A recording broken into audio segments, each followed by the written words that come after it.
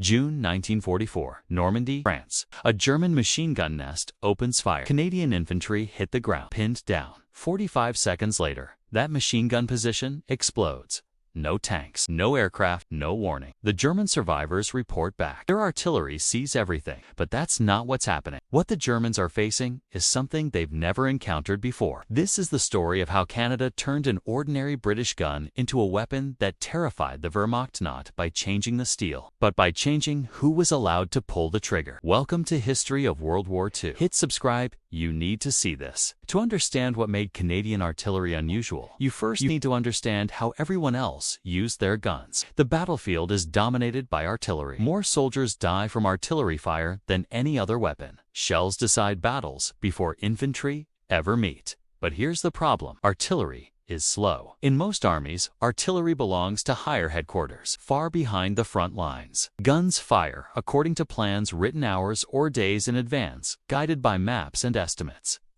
Infantry advance along those plans, or they die when reality refuses to cooperate. The German army attaches artillery closely to specific formations. Guns are tied to rigid fire plans, defensive sectors. When situations change suddenly, as they always do in war, German artillery struggles to react. Their doctrine is methodical, precise, but inflexible.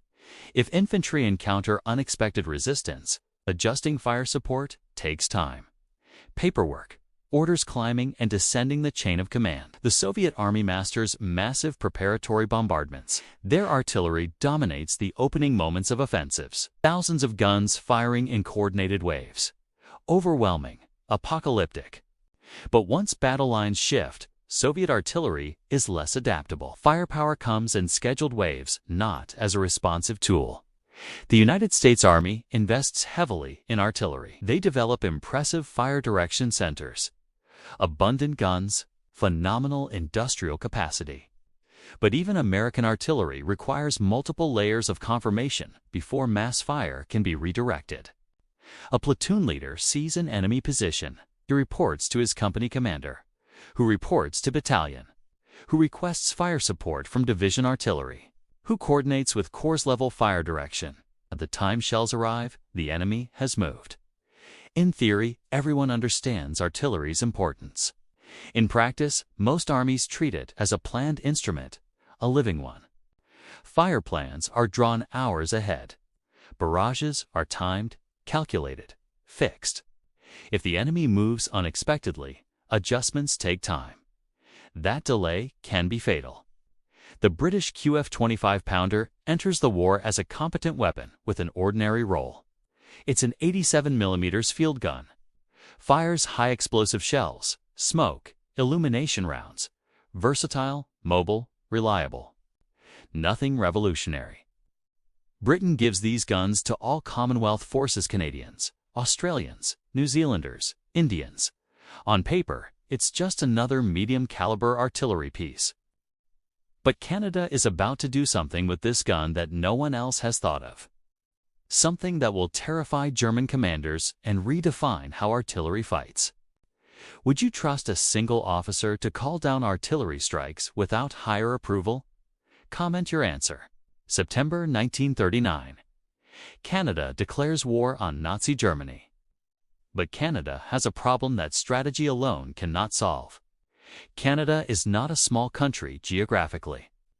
But it's not a military superpower either. Population, 11 million. Compare that to the Soviet Union's 170 million, or the United States' 130 million. Canada lacks manpower reserves, lacks industrial depth, lacks the imperial network of Britain. Every division lost will be felt. Every mistake will be paid for in blood. Canadian forces cannot afford warfare based on attrition. They cannot rely on technological dominance. Their tanks aren't the heaviest. Their aircraft aren't the fastest. Their air support, while important, is controlled at higher levels, not always immediately available to frontline infantry.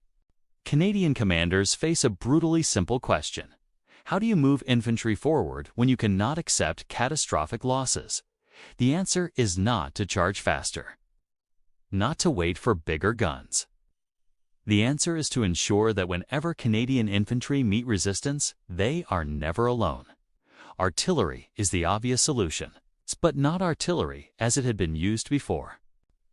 Canadian officers study the failures of World War I.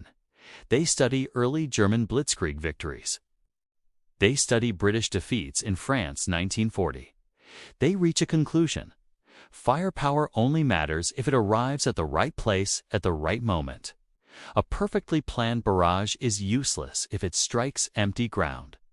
A massive bombardment means nothing if machine guns survive to fire again minutes later. Here's what Canadian commanders understand that others don't. The problem isn't the gun. It's the delay between seeing the enemy and destroying the enemy. So Canada develops something radical for its time: control over destruction. Rather than locking artillery into rigid plans, Canadian doctrine emphasizes responsiveness. Guns will not fire because the clock says so. They will fire because a man at the front, seeing the enemy with his own eyes, tells them to.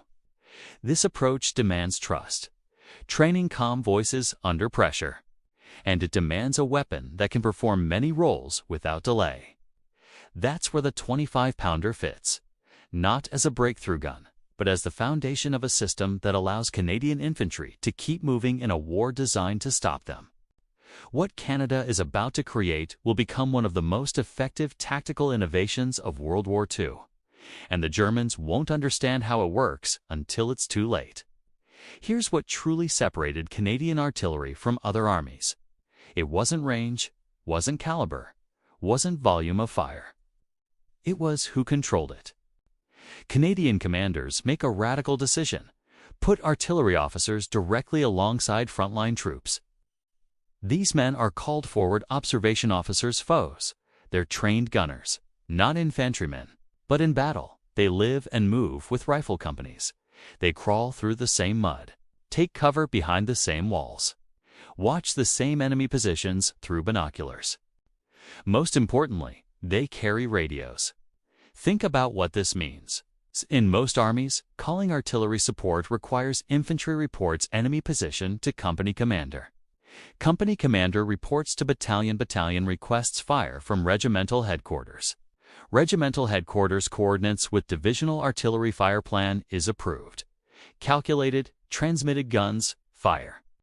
Time elapsed 30 to 60 minutes, maybe longer.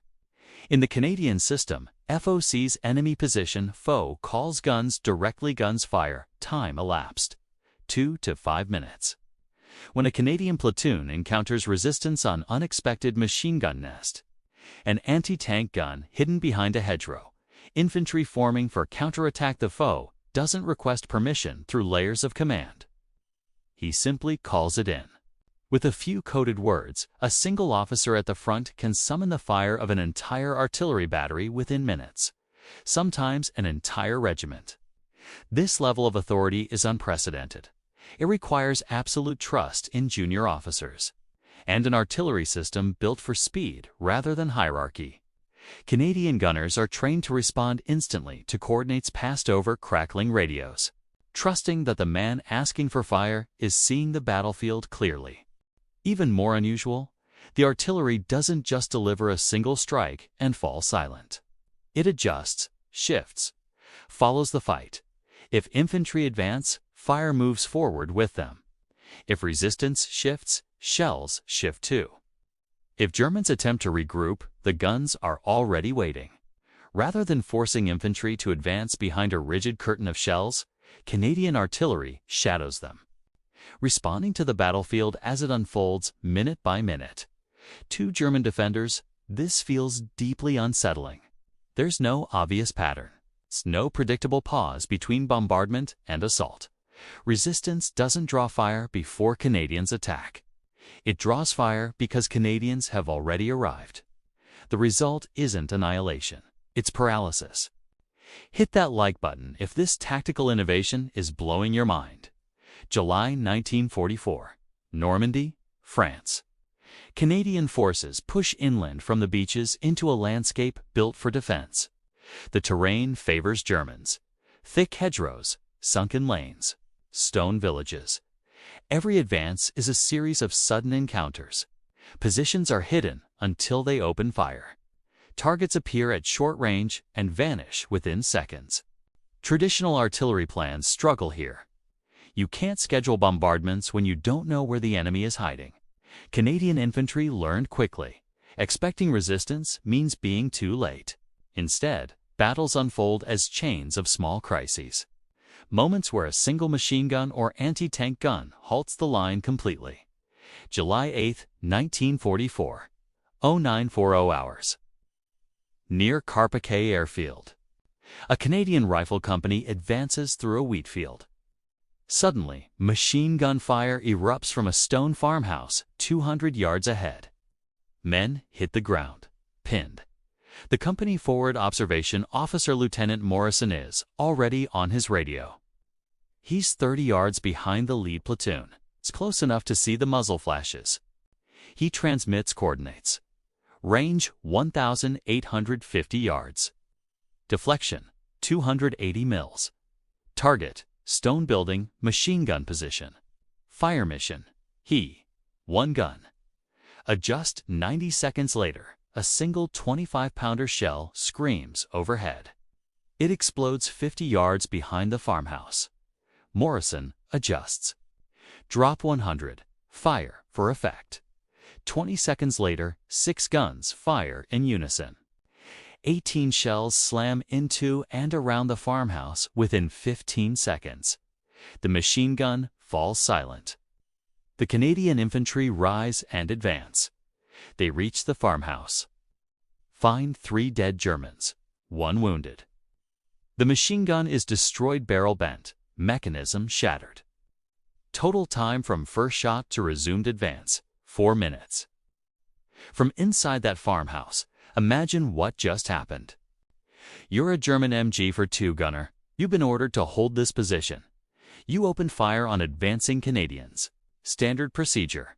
Then, without warning, the world explodes. You didn't see aircraft. You didn't hear tanks. Just sudden, overwhelming artillery fire appearing from nowhere. Your position carefully prepared.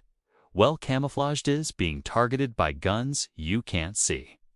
Directed by observers you never spotted. There's no time to retreat, no time to reposition. Just violent, precise destruction. This scene repeats itself dozens of times per day across the Canadian sector. At Authie, at Barron, at Verrières Ridge. German strongpoints aren't flattened in massive explosions. They're neutralized. Buried in smoke, shock, and constant blast until movement stops. As Canadian infantry resume their advance, the artillery doesn't cease permanently. Fosse pre-registered defensive fire zones behind newly captured ground. If German units attempt immediate counterattacks, they often do. The guns answer again without delay. German reports from Normandy consistently note the same problem. Canadian artillery reacts faster than expected and appears wherever resistance forms. This doesn't make Canadian advances easy. Casualties are heavy. Progress is slow. Normandy remains brutal. But Canadian units are rarely pushed backward by sudden counterattacks. They're seldom caught without fire support when they need it most. Each advance, however costly, holds. August 1944, near Falaise, France. German soldiers are learning an uncomfortable lesson. There's no safe moment when fighting Canadians. A German infantry platoon occupies a tree line. They've been ordered to delay Canadian advance. Standard defensive mission. They wait silently, watching Canadian troops moving across open fields 400 yards away. The Germans hold fire. Discipline. Wait for optimal range. At 250 yards, they open fire. Rifles, machine guns, mortars. Canadian infantry hit the ground. Take cover. Standard response. Then 45 seconds later, artillery fire lands directly on the German tree line. Not area bombardment. Precision fire on the exact location where muzzle flashes appeared. The Germans scatter. Abandon positions. The survivors report back, "We can't hold." Their artillery sees everything. But that's not what's happening. The artillery doesn't see everything. The forward observation officer saw muzzle flashes, called coordinates, and guns responded within seconds. To German soldiers, it feels like magic, like the Canadians have supernatural surveillance. Here's the psychological effect this creates. German soldiers learn that simply opening fire might invite a response they can't withstand. Defensive action carries immediate risk.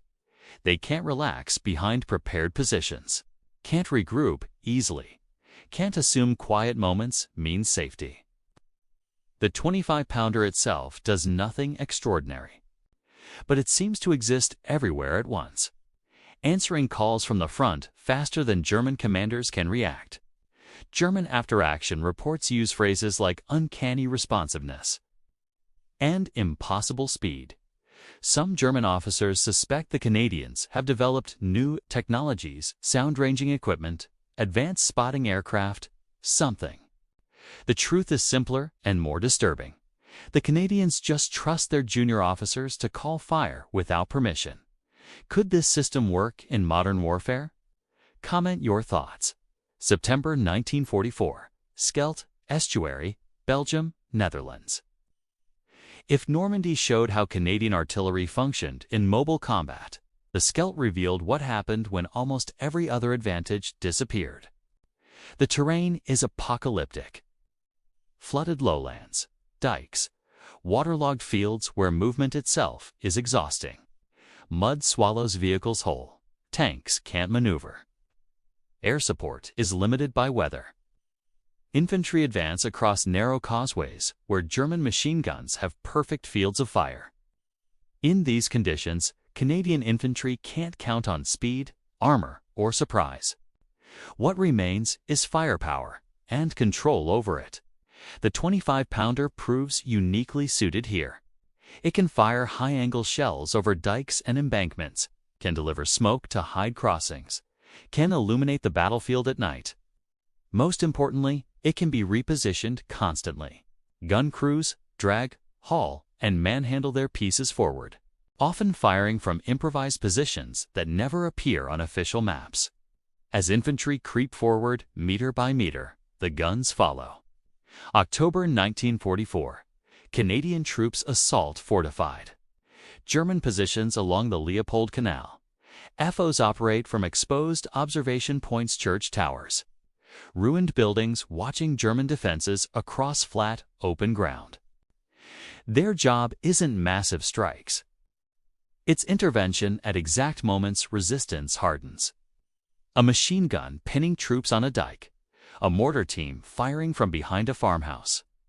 Infantry preparing a counterattack under cover of darkness. Each time, immediate response. Within minutes, 25-pounder fire suppresses the threat long enough for Canadian infantry to cross open ground and seize the position. Without this flexibility, Canadian forces would face stalemate or annihilation. Instead, they keep moving. Slowly, painfully, but forward. The unusual Canadian method proves artillery doesn't need perfect conditions to dominate. It needs proximity, discipline, and voices at the front who know exactly when to call it down. By late 1944, German commanders understand they're facing something different. It's not that Canadians have more guns. It's not that their shells are bigger. It's that Canadian artillery is unpredictable. Canadian fire doesn't always precede an attack. Sometimes it arrives during one. Sometimes it appears only after resistance reveals itself.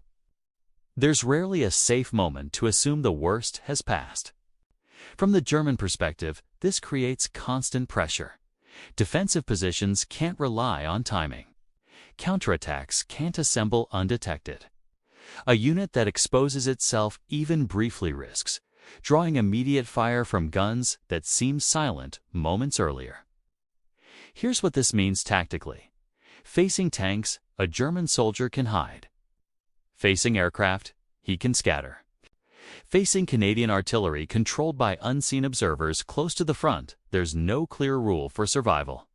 Resistance becomes costly, not because it's futile, but because it's noticed. The Canadian system punishes exposure. Every defensive action carries immediate risk. German units learned that holding positions against Canadians means accepting continuous artillery harassment, not overwhelming bombardment, but constant, targeted fire that makes rest impossible, makes resupply dangerous, makes reinforcement costly. This doesn't mean Canadians always overwhelm the enemy, but it means Germans are rarely comfortable. One German regimental commander writes in his diary, "Fighting the Canadians is like fighting an enemy that reads your mind. You fire, they answer, you move, they follow." There is no pause where you can breathe.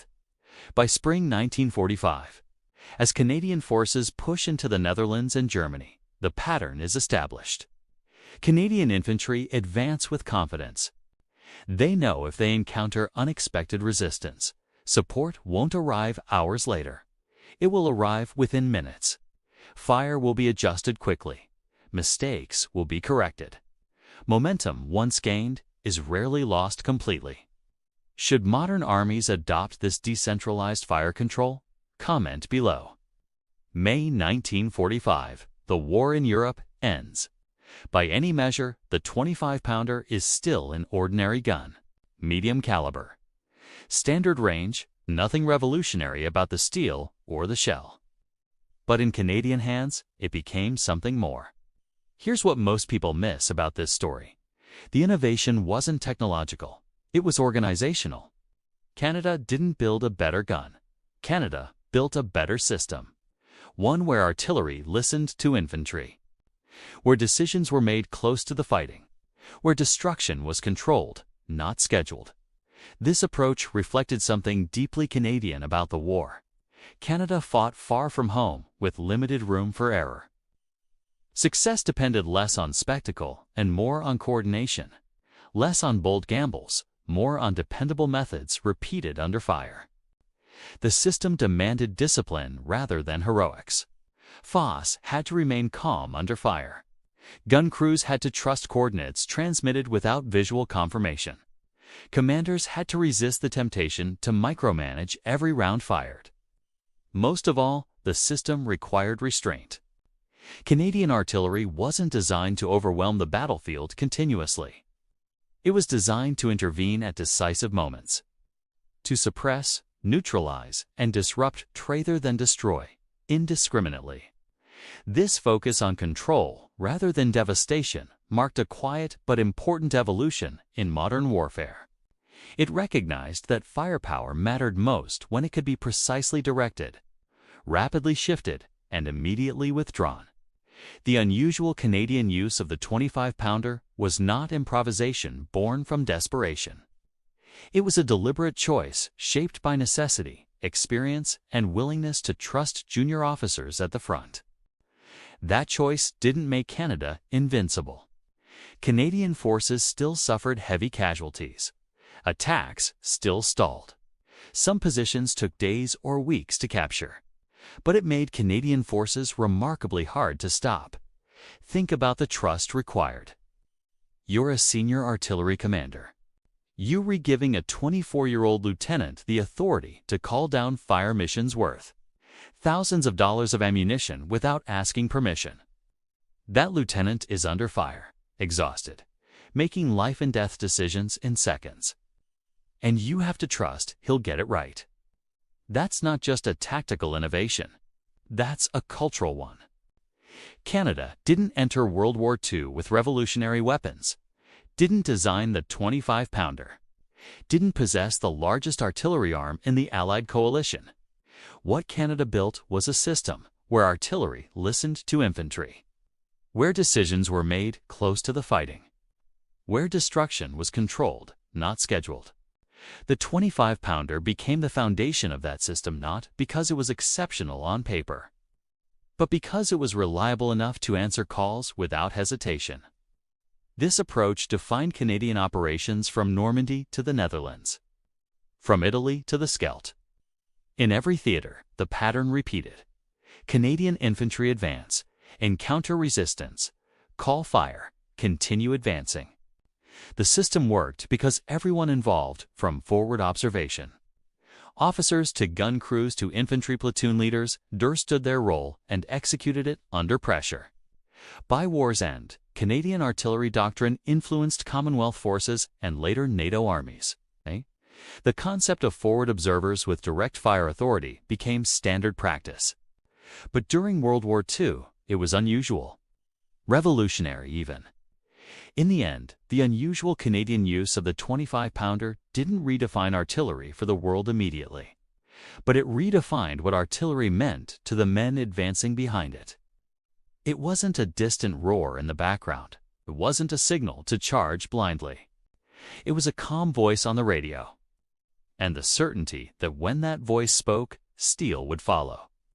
But Canada wasn't the only nation to develop innovative artillery tactics that terrified the enemy. In the Pacific, one American artillery battalion developed a technique so devastating, so precise, that Japanese commanders thought they were facing a new superweapon. They called it the walking barrage from hell, and it happened because one artillery officer ignored every rule in the book to save a surrounded Marine company from annihilation. The story involves split-second timing, suicidal precision, and shells landing so close to American troops that shrapnel tore through their uniforms while they were still advancing. We're covering that next. You won't believe what this artillery officer did. This story changed how you see artillery warfare. Hit subscribe and turn on notifications right now. Comment where you're watching from and whether you think junior officers should have this much fire authority. The 25-pounder was an ordinary gun. But in Canadian hands, guided by officers close to the fight, it became an invisible force that followed infantry wherever they went. See you next time. History isn't about the biggest weapons, it's about how you use them.